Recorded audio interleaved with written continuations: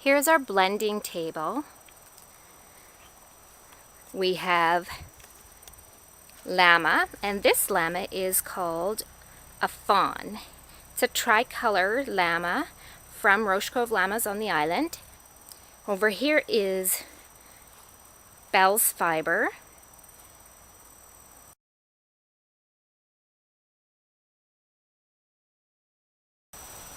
This is a little section of our video that's going to show how we here at Double J&D Acres blend our fiber. We don't wash any of it.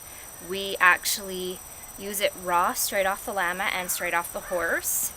And we work with the raw fiber unwashed because I found that when it's washed, it's harder to blend.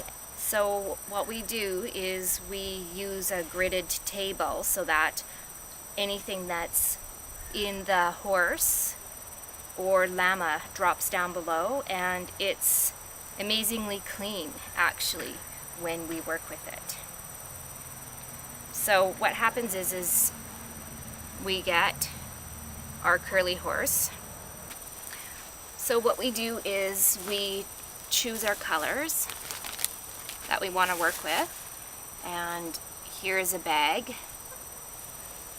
of Belle's Fibre that I've chosen to mix with the fawn llama, and it gets clumped together when we store it. So what needs to happen so that it becomes clean enough to work with is we need to separate it like this. And when you're doing this, you go through it, and anything that doesn't fall out, you pull out and toss. Most of the stuff inside the llama or the curly horse just falls right through the grid.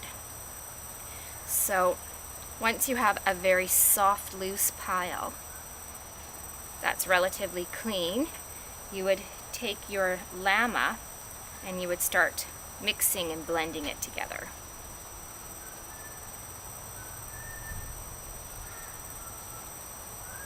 And I just go by feel of how much horse and how much llama that I want in it, because I like my fibers to be, or my yarns to be, relatively soft feeling. So the coarser the horse, the more llama.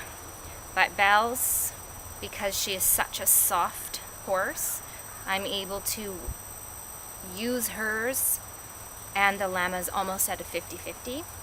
Sometimes if the llama's even a little more coarse, then I'll use a little bit more llama in there just to make it as soft as I can. So when I spin it up, I can choose whether I want to use it as a craft yarn or whether I want to use it next to skin. And that's it. So let's go inside